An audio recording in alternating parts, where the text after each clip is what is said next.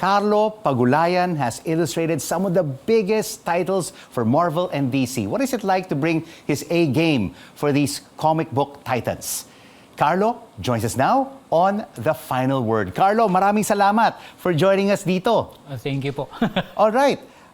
You have been a comic book illustrator now for 22 years. Nag-umpisa ka nung 2002. Yes. How did this all start? Basically, it's luck. Well, I consider it luck because the first time I broke into, I was just trying out for a Kiss comic book for Dark Horse. But I couldn't draw likenesses very well. So ang ginawa ko, I was a fan of Elektra. I was reading Elektra back then. I drew a pin-up of Elektra. Luckily, back then, Editor-in-Chief Joe Quesada was looking for a replacement artist for Elektra because the artist for Elektra was shifting to writing. So that's how I got the gig for Elektra. And then from then on, tuloy-tuloy na yun. Tuloy-tuloy na. I mean, we have here some of the most popular titles on comic books, no? You have Lost Superman. Yeah, Lost Superman. Illustrated by Carlo Pagulayan. You also have the most popular title that a lot of Filipino and global comic book readers love is Deathstroke versus Batman. Yeah. Who were your inspirations before you really became a full-time comic book illustrator? Laging kong sinusundan dati is of course Jim Lee from nung nagsimula yung Image Comics noon. Jim Lee, pero ang first and foremost na influence ko is Rick Lunardi. He was known for, I think, drawing Nick Fury and then of course Joe Quesada, Travis Charest, the usual mga malalaking headliners ng DC and Marvel Comics noon. Deathstroke, Batman, Superman, and now you even have illustrated the first Filipina superhero for Marvel, Wave. Yes. How does this all begin, Carlo? Paano ba ito nag-uumpisa? When you submit, do you submit a draft on your own? Or sinasabi nila sa'yo na this is how we want the cover to look like? Usually they give me an idea what they want to appear in the book. Particularly kunyari yan, sabi nila, give us Wave sitting on that Atlantis, and then mag-suggest ako ng ibang eksena na basta't ipo-portray lang yung na si Wave ay natalo yung ibang heroes and other main characters sa Atlantis Kingdom. So basically, yan yung nagustuhan nila, which is nagustuhan naman ng lahat kasi Pinoy pride. That's right, Pinoy pride, Wave. And nung sinabi sa'yo ng Marvel na, Carlo, gusto namin ikaw mag-illustrate the first Filipino Marvel superhero, ano yung feeling mo? Siyempre, gano'n din, nakisama sa Pinoy Pride bandwagon para masaya na madodrawing ko si Wave and may pakita ko kung ano yung ko sa kanya, kung paano ko siya gustong i-portray, kung ano yung look na nasa isip ko. Parang challenge and at the same time parang siyempre level up and saka achievement. Oo, my goodness, talagang level up to the highest degree pag illustrate mo na rin si Superman at saka si Batman. Yeah. I mean, who have you illustrated the most among all the superheroes, Carlo? Illustrated the most? Oo, among the superheroes. Si Superman ba? Si Batman? I think that would be Hulk. The Hulk. The Hulk. Oo. Kasi medyo matagal-tagal yung run ko doon.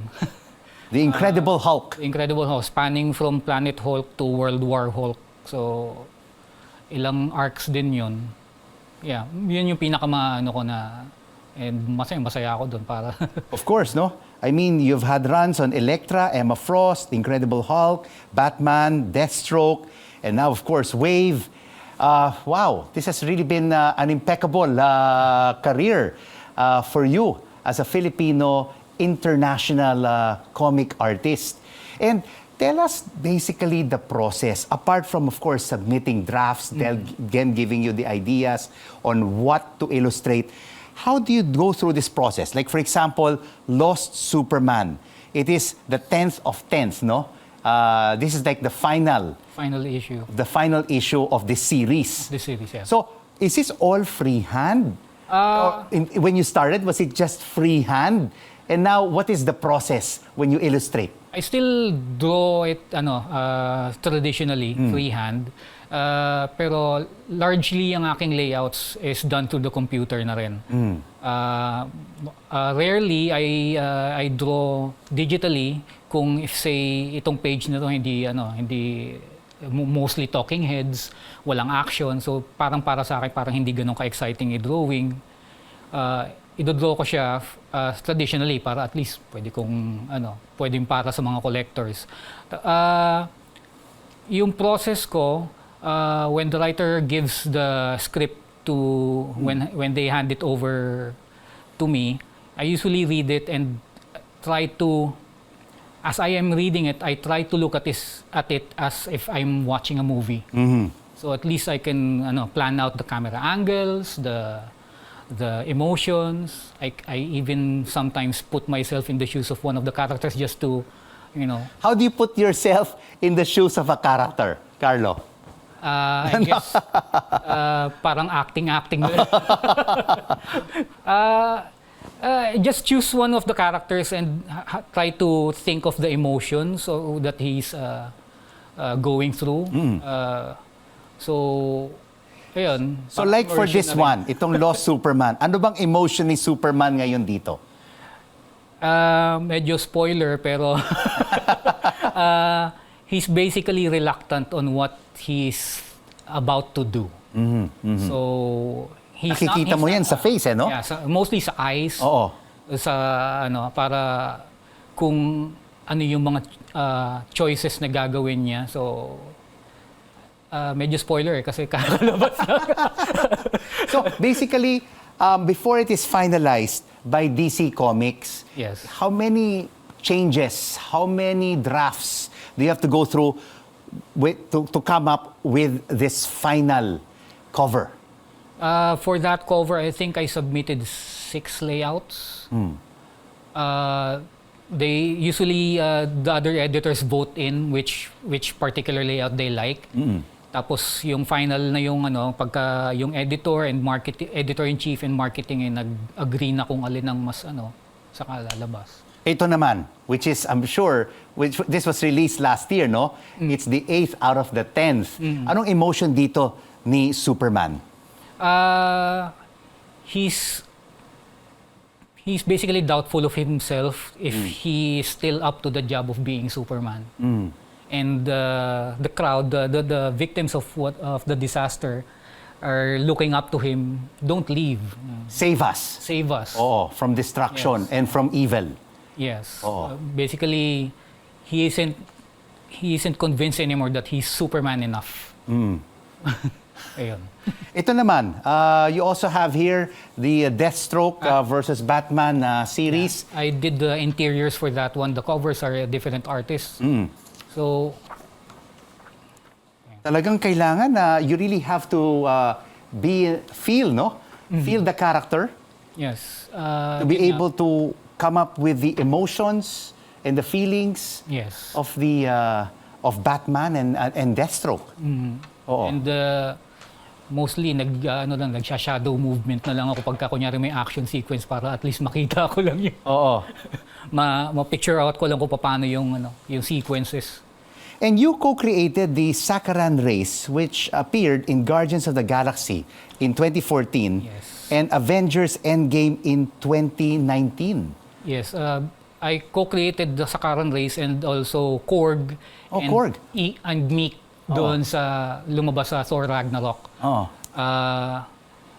Basically, they just wanted to populate the planet, planet Sakar with, and then I had to come up with the look. Pero what appeared in the movie is very different from what was in the comics. And Right now, nanonood ako ng What If on the Disney Channel. Nandun si Korg. Yes, hindi ko pa napanood yung season 2. Nandun siya. Oh, but do they also, Marvel or DC, do they tell you, like apart from Korg and Meek, they say, oh, Carlo, can you create for us new superheroes? It depends on the story that they're creating and if they trust me enough to to create characters. Pero usually, like sa Superman Lost, I co-created a new character, a Green Lantern, si Hope. So they wanted the look, so I went for a more simplified na costume na nagko-call out doon sa previous mga costume ng Green Lantern. And of course, all of us know that artificial intelligence is now front and center, hindi ba? Marami nang gumagamit ng artificial intelligence across all industries. Your thoughts on the surge of AI and its use for illustrations and for coloring in comic books? Medyo nakakalungkot lang because technically pagka gumamit ka lagi ng anything automation, parang nagiging tamad yung tao. And for creativity, AI, parang hinahayaan mo lang mag-create yung you really don't have to think except for yung prompts. It's like yung sabi nga ng yung pinag-uusapan namin ng friend ko, it's like you just placed a food item in the microwave and then let the microwave cook and then you will call yourself a chef. Parang ganun yung So, tapos pagka sa creative, yun nga, walang creativity, walang emotion. Walang creativity personally doon sa wala na magiging growth para doon sa tao and in itself yung humanity. Yeah. So and so Carlo, for a lot of our viewers right now who want to be a Carlo Pagulayan, a comic illustrator for DC, Marvel and other international publishing houses, what is your advice to them? Yung usual na sinasabi ko is be your own worst critic. Kasi yun na rin yung magiging mo para makapag-improve ka because you always look out for whatever you want to improve on. So okay lang din na hindi ka magandahan sa work mo kasi wala naman talagang artist na satisfy sa kanyang work. And yung dissatisfaction nga is basically key to self-improvement and perfection, maski hindi naman achievable. Ayun. Carlo, you are indeed a Pinoy pride. We are very proud of you. Thank you so much. Thank you for sharing with us your talent and your insights here on The Final Word. Carlo Pagulayan, comic artist for Marvel and DC. Thank you.